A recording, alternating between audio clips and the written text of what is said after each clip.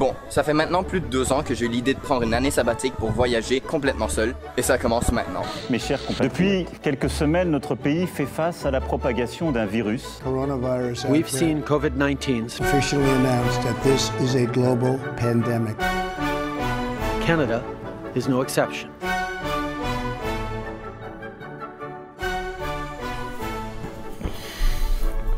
Monsieur, j'allais penser qu'Hawaï allait être mon dernier voyage. Clairement pas. Mais on a dû faire avec. Bonjour à toutes et à tous, on se retrouve aujourd'hui pour ma nouvelle vidéo. Il y a un an jour pour jour, j'étais en train de prendre l'avion pour embarquer dans l'aventure la plus incroyable de ma vie. Durant ces 12 mois, j'ai vécu plus de choses que j'aurais jamais pu m'imaginer. Et voici un petit récapitulatif de ce que j'ai vécu, de mes aventures et de ce que j'ai appris. Let's go. Donc mes 5 premiers mois se sont déroulés en Europe. Je suis parti avec un sac à dos, une caméra, un plan vraiment très approximatif, et puis j'ai improvisé. J'ai visité un total de 12 pays pour environ 30 destinations et puis j'ai rencontré des personnes de partout dans le monde. J'ai d'ailleurs sorti ma première vidéo YouTube de ce voyage en septembre environ et puis j'ai fait un total de 17 vidéos YouTube ensuite sur les différents pays et villes que j'ai visités. Si vous voulez avoir plus de détails sur les villes et puis les pays que j'ai visités, n'hésitez pas à aller voir justement mes vidéos sur YouTube en cliquant sur ma chaîne YouTube.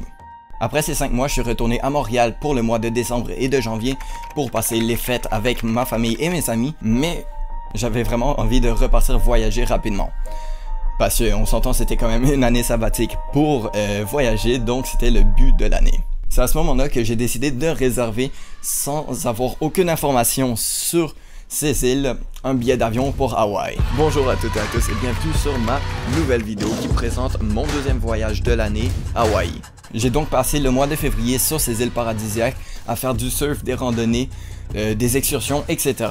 Hawaï était clairement un des endroits les plus marquants de mon voyage parce que j'y allais vraiment avec aucune appréhension. Comme je vous ai dit, je savais rien de ces îles, à part tout ce qu'on m'avait dit que c'était paradisiaque, etc. Mais vraiment, je voulais le voir pour moi-même. Et puis, c'est vraiment l'endroit qui m'a le plus impressionné. Les gens sont super, l'atmosphère est relaxante. Et puis, franchement, l'île est juste parfaite. Honnêtement, ce que vous voyez dans les films sur Hawaï, genre la petite musique tropicale, paradisiaque, etc.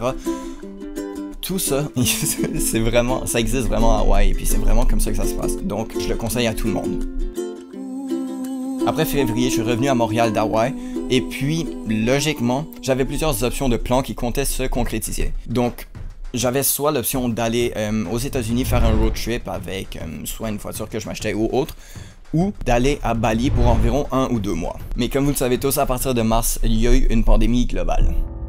Beaucoup de gens trouvaient ça dommage dans mon entourage que je puisse pas continuer à voyager pendant mon année sabbatique, mais honnêtement je me sens juste chanceux d'avoir pu voyager pendant ces 6 mois, parce que si le coronavirus était avant, j'aurais pu tout simplement manquer toute mon année, donc j'ai juste été chanceux et puis j'ai déjà visité tellement d'endroits pendant cette année que je suis juste extrêmement heureux d'avoir vécu cette expérience. Ensuite pendant cette année, pendant environ 3 ou 4 mois, il y a eu le confinement à cause du coronavirus et puis honnêtement pendant le confinement, ça m'a permis de prendre du temps et un peu de relaxer, de penser à tout ça, de repenser à mon voyage, de re-regarder mes photos que j'ai prises beaucoup trop de fois. Et puis ça m'a permis de réaliser des choses que j'aurais peut-être pas réalisées si j'avais pas eu de temps pour y penser et puis pour réaliser tout ça. Parce que parfois il faut prendre du recul pour vraiment profiter des choses. Et puis pendant mon voyage, j'avais vraiment pas tant de temps que ça parce que par exemple, je devais voyager premièrement, profiter et tout ça.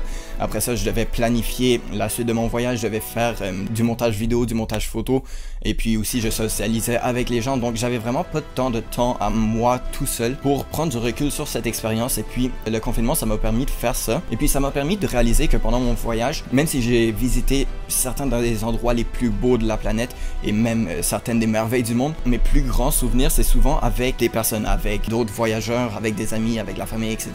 Soit quand j'ai revu ma famille, soit quand j'allais passer des journées avec des nouveaux amis, etc.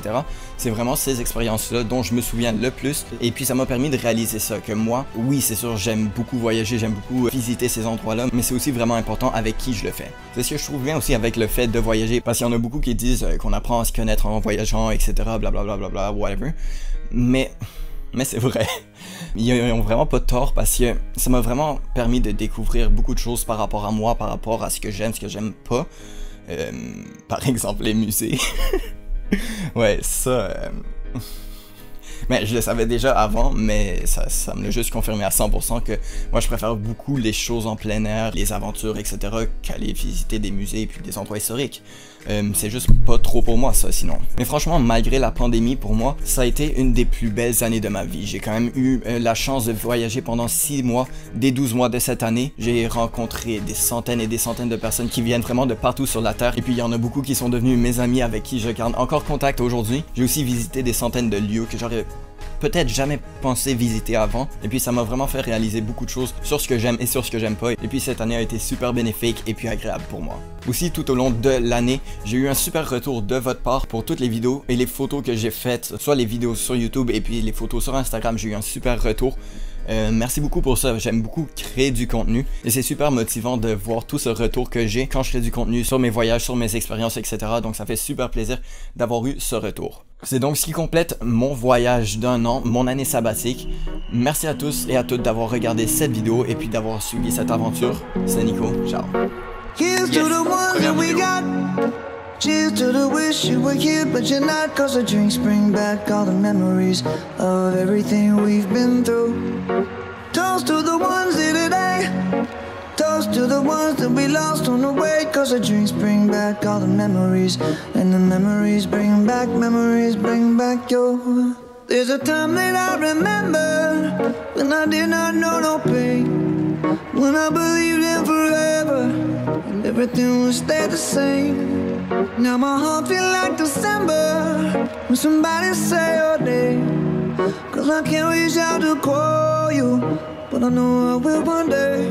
Yeah. Everybody hurts sometimes, everybody hurts someday. Yeah.